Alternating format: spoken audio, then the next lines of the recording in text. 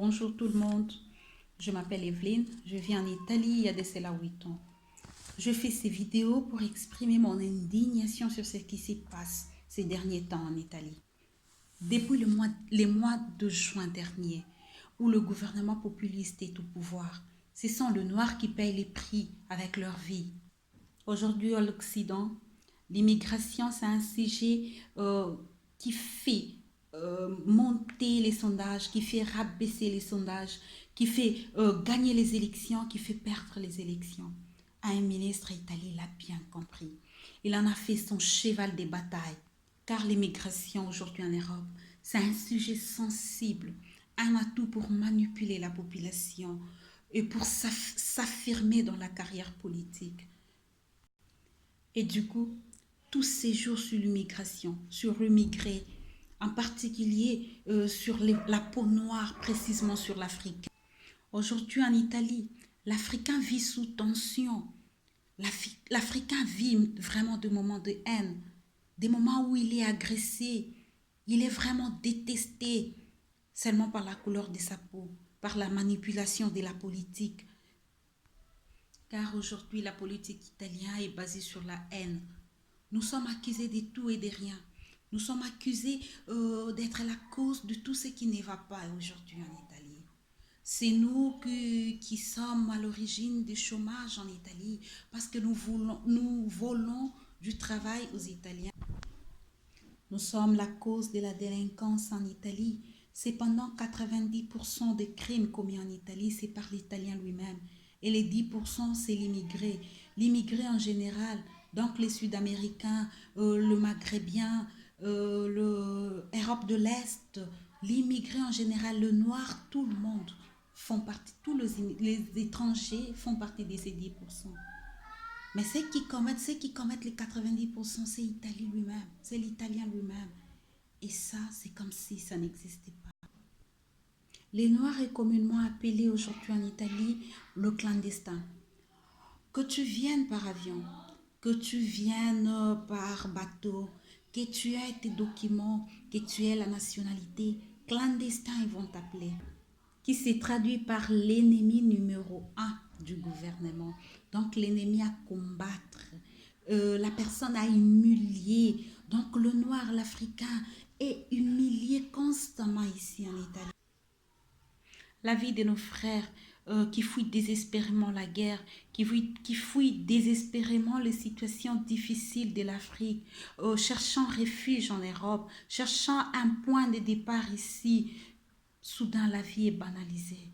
Vous avez vu depuis le mois de juin et aujourd'hui que nous sommes janvier 2019, combien de morts il y a eu. Et tous ces morts-là, vous savez pourquoi? Parce que quelqu'un a décidé que les gens devaient mourir sur la mer pour donner la leçon aux autres, pour effrayer les autres à ne pas faire la traversée. Voilà comment la vie d'un noir est banalisée. Voilà pourquoi voir mourir un noir sur la mer devient une chose normale. Il n'y a même plus le respect pour la vie. Il n'y a même plus la dignité pour la personne. Et moi, je me demande les valeurs humaines. Où sont les valeurs humaines? Au moment où nous sommes en train de parler, il y a un bateau qui a fait 2 semaines dans la mer, avec des enfants, avec des femmes. 2 semaines dans la mer. Parce qu'il n'y a aucun port en Europe disponible à accueillir ces gens-là. Nous sommes refusés comme des ordures. Nous sommes refusés comme des déchets toxiques dont personne ne veut recevoir dans son pays. Cependant, chez nous, ils sont accueillis avec des tapis rouges. Ils trouvent même chez nous de la décharge pour leurs ordures. C'est dégoûtant. C'est dégoûtant de voir combien l'Afrique n'a pas le respect, combien l'Africain est humilié, combien nous n'avons plus, nous ne sentons plus, nous n'avons plus la dignité. Et pendant tout ce temps-là, nos dirigeants africains, ils sont vraiment, ils restent dans leur silence. Personne ne dit rien. Personne ne dit rien. C'est comme si la chose ne les intéressait pas. Vous voyez votre peuple mourir comme ça. Vous voyez des gens faire carrière à la peau et à la vie de votre peuple, des Africains, et personne ne dit rien. Oh, je pleure Kadhafi. Oh, je pleure Mobutu. Au moins, ils ne seront jamais. Je pleure Kadhafi. Je pleure Mobutu. Parce que eux, ils allaient dire quelque chose. Ils allaient dire quelque chose. Moi, je me demande où allons-nous finir comme ça? Où allons-nous finir? Pourquoi le peuple africain doit subir l'humiliation sur elle comme ça? Jusqu'à quand nous allons rester dans une situation pareille? Moi, je suis dégoûtée. Je suis dégoûtée d'être toujours insultée, d'être considérée la race dont personne ne veut, dont personne n'accepte que je sois. Oui, je suis pauvre. Je suis née dans un continent pauvre. Oui, dans un continent instable. Oui, mais non pour ça que ma vie ne vaut rien. Je ne veux pas accepter ça. Il y a pendant beaucoup de temps, ils nous ont fait croire qu'on était inférieur. Ils nous ont fait croire que notre vie ne valait rien. Mais jusqu'à quand ça va continuer ça? Jusqu'à quand la situation va continuer comme ça? Nous sommes ici, nous travaillons durement, nous payons les taxes de ces pays, nous respectons la loi, nous faisons tout ce que nous nous comportons de personnes honnêtes.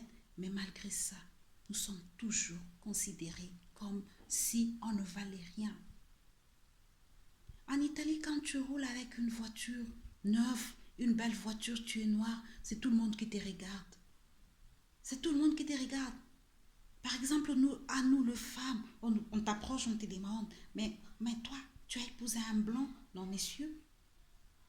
Mais qu'est-ce que tu fais comme travail? Je travaille comme tout le monde. Italie, c'est un pays où, quand il y a un avocat noir, quand il y a un médecin noir, quand il y a un ministre noir, c'est choquant pour un pays. C'est choquant.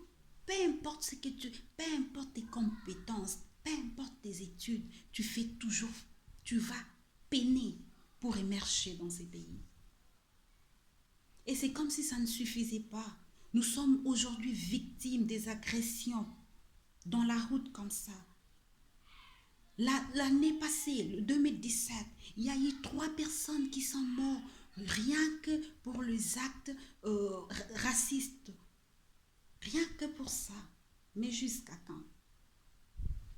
Jusqu'à quand nous allons subir ça? Jusqu'à quand? Personne ne choisit son pays. Personne ne choisit sa patrie.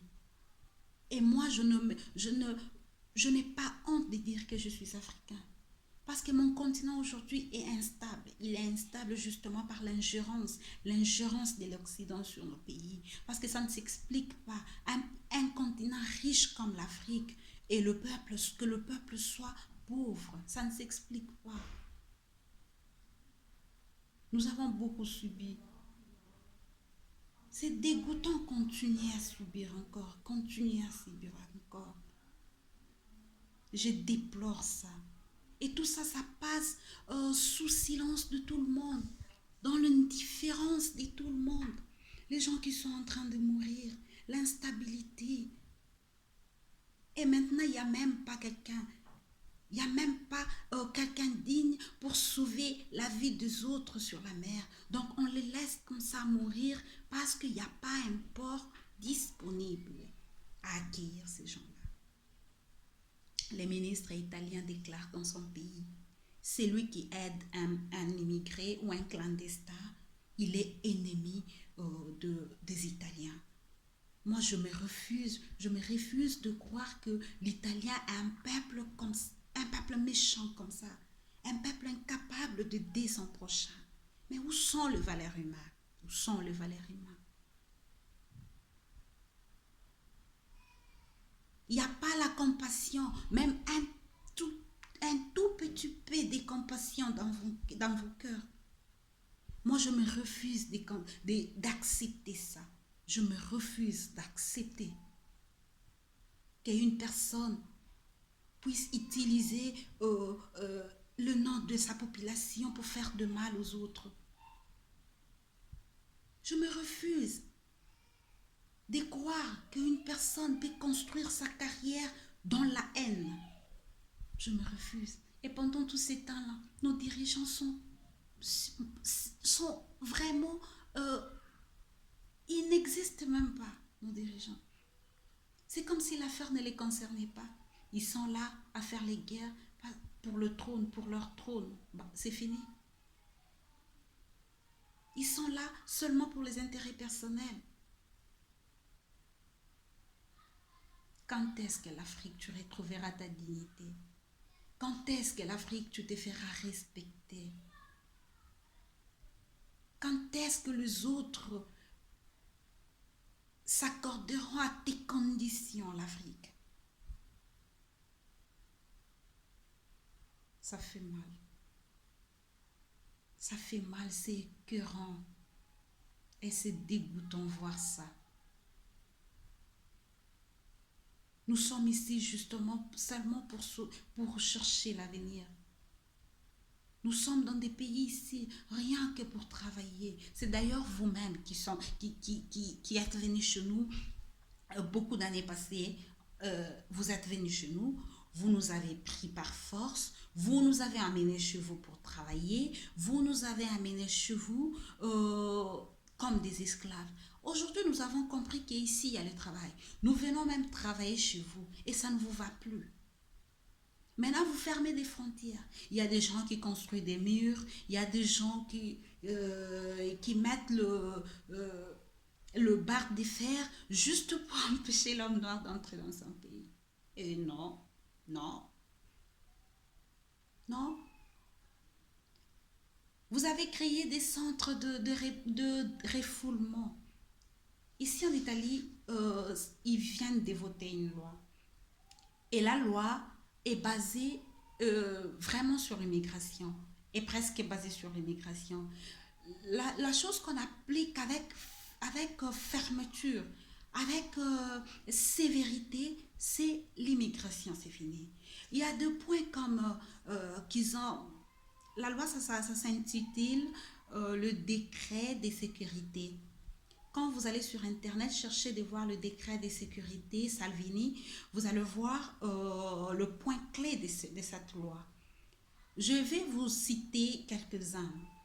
Le refus des statuts des réfugiés à qui commet des crimes comme viol, vente de drogue, vol et banditisme. Encore, ça peut passer. Abolir le permis de séjour pour raisons humanitaires. Donc, si tu viens ici chercher le permis de séjour qu'ils donnaient avant pour les raisons humanitaires, ça n'existe pas. Ça n'existe plus, ils abolissent ça. Il y a aussi, ils vont créer les centres pour refouler les gens.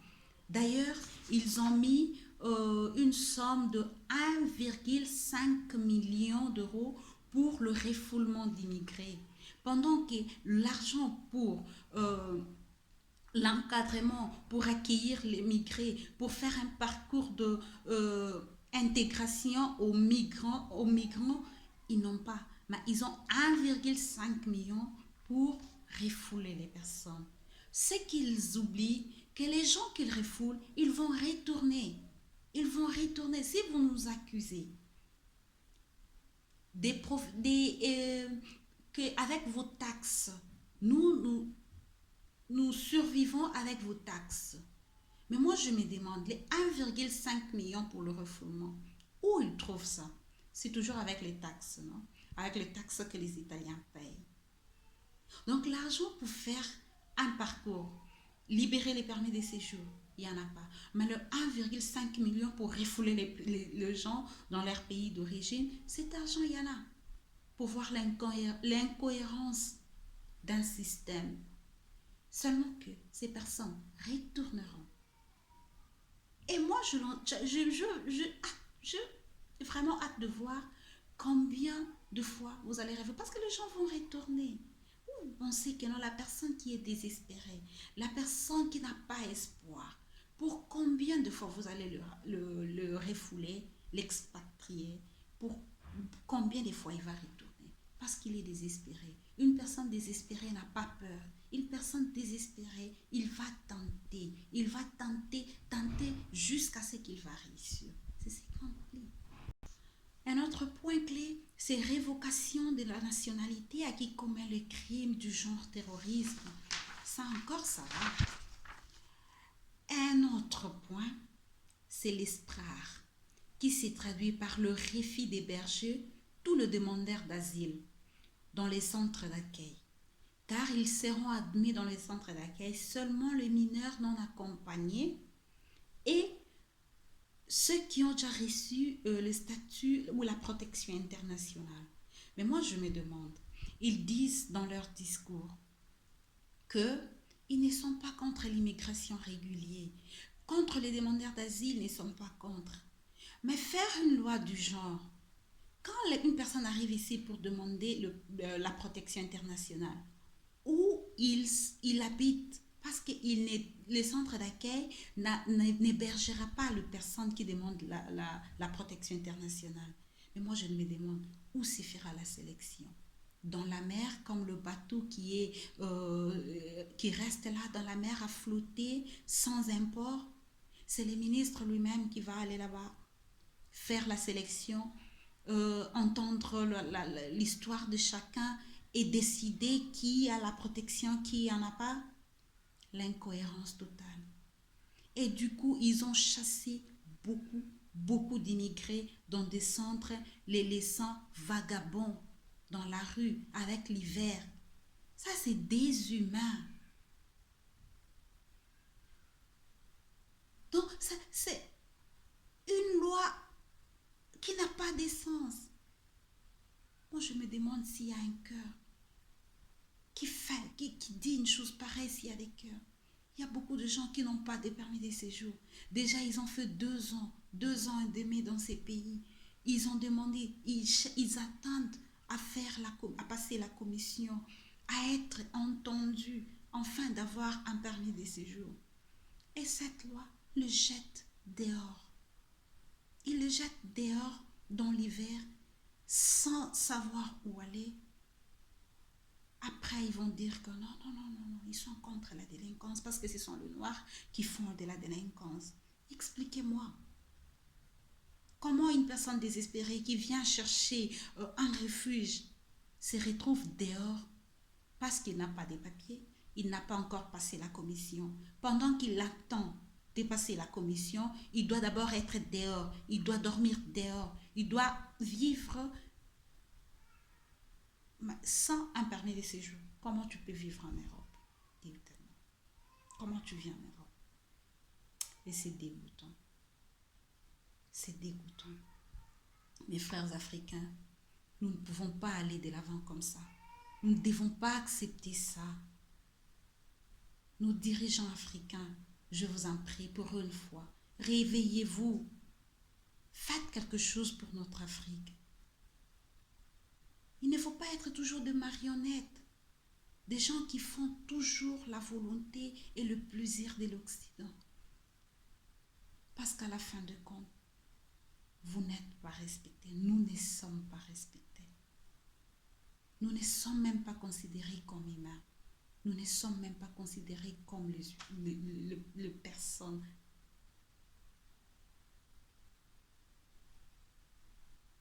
Et quel est l'avenir pour mon Afrique? Je pleure pour mon Afrique. Je pleure pour mon Afrique. Nous devons nous faire respecter. Sur ce, je me limite ici. Aux prochaines vidéos, nous allons continuer. Je veux vous tenir informé de tout ce qui se passe ici. Si ça vous plaît mon vidéo, n'oubliez pas de vous inscrire. N'oubliez pas de m'écrire et de donner vos suggestions. Racontez-moi ce qui se passe dans vos coins où vous habitez. Racontez-moi toutes les situations que vous voyez anormales. Nous allons dénoncer. Commençons à dénoncer. Je suis je suis moi aussi une d'eux. C'est-à-dire, je suis venue dans ces pays, moi aussi, avec le bateau. Avec le bateau, je me suis intégrée. Je fais mon parcours. Je me suis intégrée. Et je suis aujourd'hui ce que je suis. Et moi, je pense qu'il faut donner la chance à tout le monde. À celui qui commet le crime, à celui qui se comporte mal, vous avez raison de traiter, de le refouler. Mais à celui qui se comporte bien, à celui qui n'a rien fait, à celui qui veut faire seulement un parcours, une chance. Et puis l'Africain n'est pas une ordure. L'Africain n'est pas une ordure. Nous avons notre dignité. L'Africain n'est pas une ordure. Et c'est ça qui me dégoûte amèrement. C'est ça que je déplore. Je vous salue tous. Aux prochaines vidéos. Ciao, ciao.